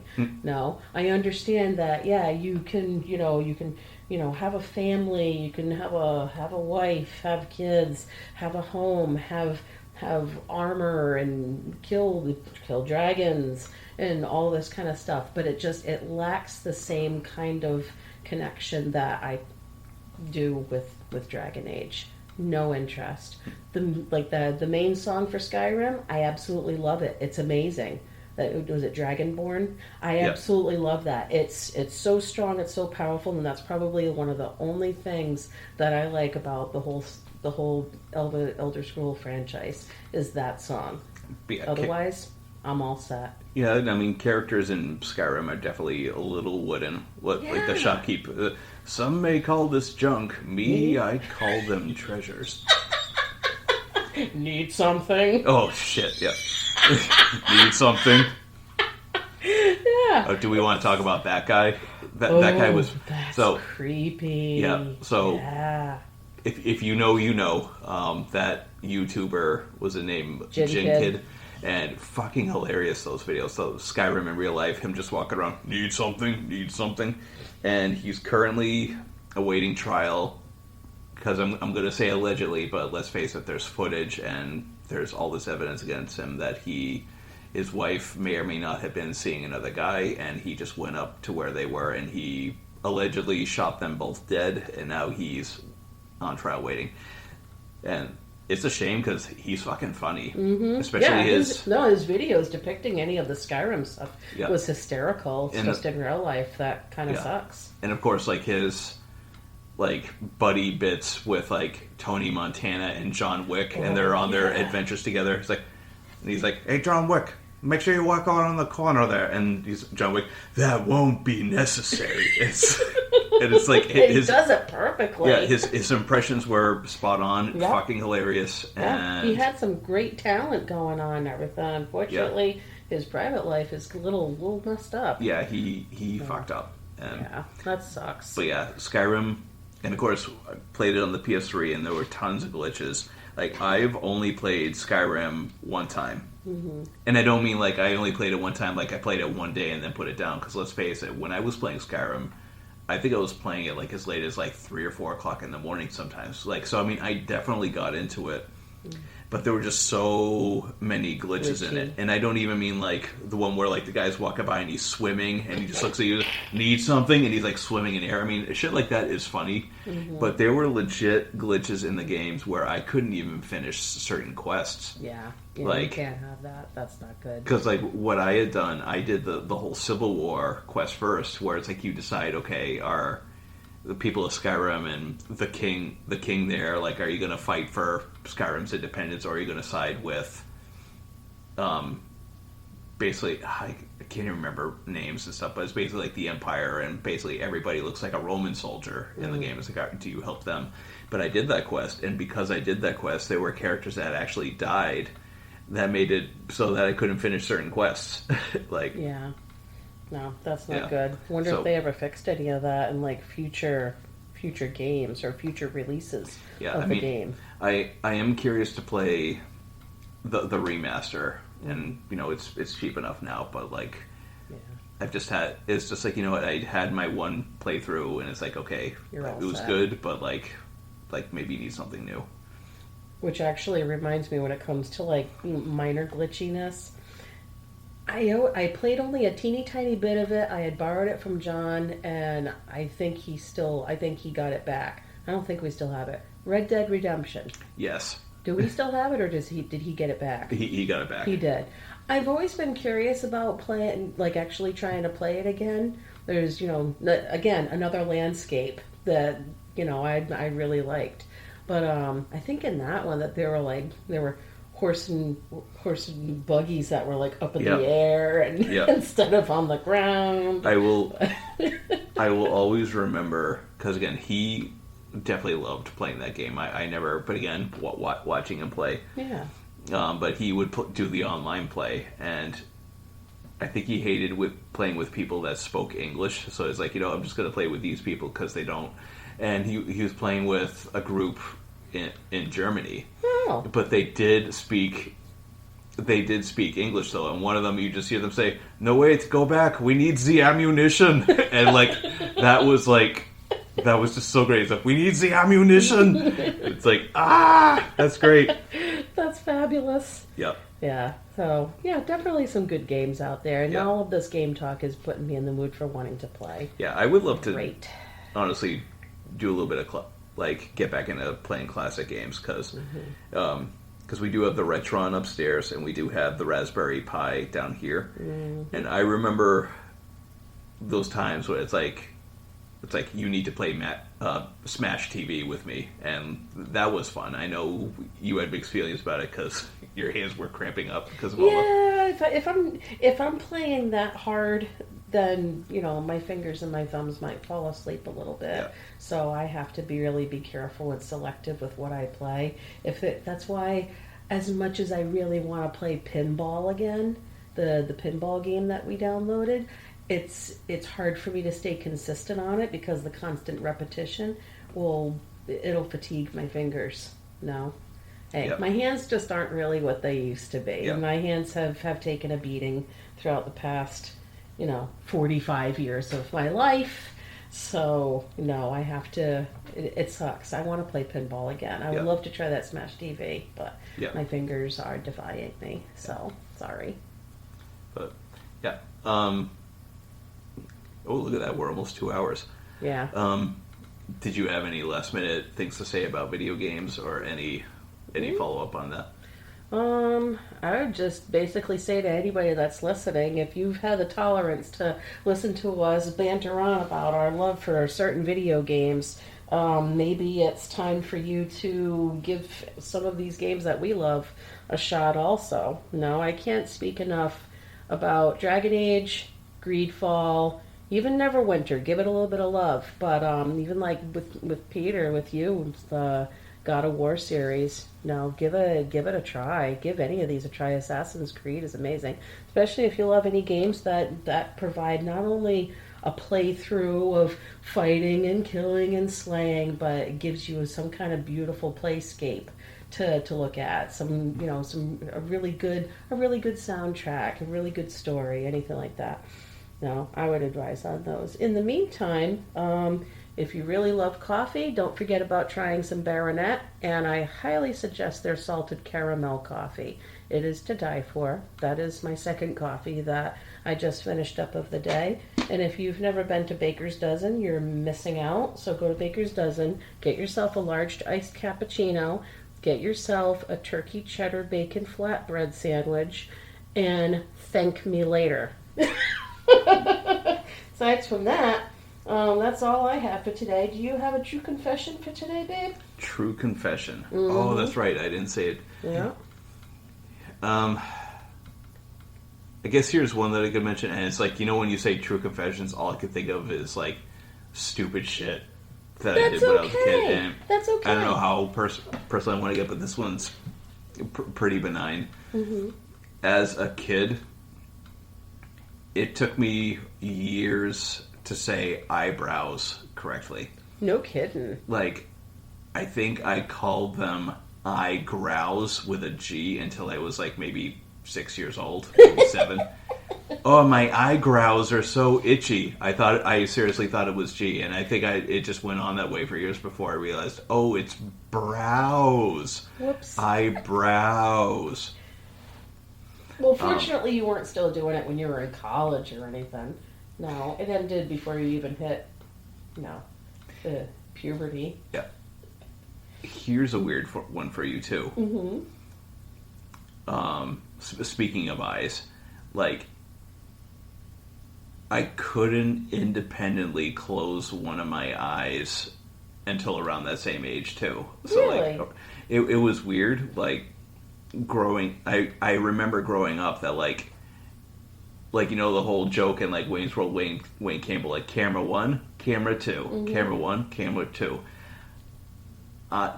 with one of my eyes, I couldn't do that. Like, I think it was either, it may have been like my left eye or my right eye, where it's like I could open my left eye independently and close my right, but trying to like close my left eye and keep my right eye open, like closing my left eye, I would automatically close my right eye too. It was Okay. Which again, But you were young. You Yeah. were like, you said you were like what, like 5, Yeah, 6, 7 like- years old? Or? yeah, like around that age, like trying to like close my left eye and keep my right eye open, like I would have to hold my eyelid down to keep it open. So it was like it was weird, Like but an early child development kind of thing Yeah, going could on. be. So, Yeah. you Who knows? seem to be okay now. yeah, Aside from the occasional head tick and everything. And, one eye kind of, winks a little bit at me sometimes. yeah, But I don't take it personal. yeah. You're still all right in my. Yeah. You're still all right in my book. With my eyebrows. Your eyebrows. You have fabulous eyebrows. I love your eyebrows. Well, there you go. I'm gonna get you a T-shirt that says "I have fabulous eyebrows." And let it be known that I let you pluck my eyebrows one time. Yeah, Remember that? like 13 years ago. And never again. No, Never again. no. But there could be a time again. Yeah. We'll Well, see. yeah. Anywho. all right. So I guess that is it for us. Mm-hmm. It's a little different today because we're starting late and we're just kind of winging it. Yeah. But here we are. We're here. And now we're not. Wu-Tang for life. You don't know what you got till it's gone. Every rose has its thorn. Lock the cellar door and baby talk dirty to me. Uh-huh. Round and round, what goes around comes around. I like that. And there you go. Bye bye. And over and out. See you next week. Smell you later.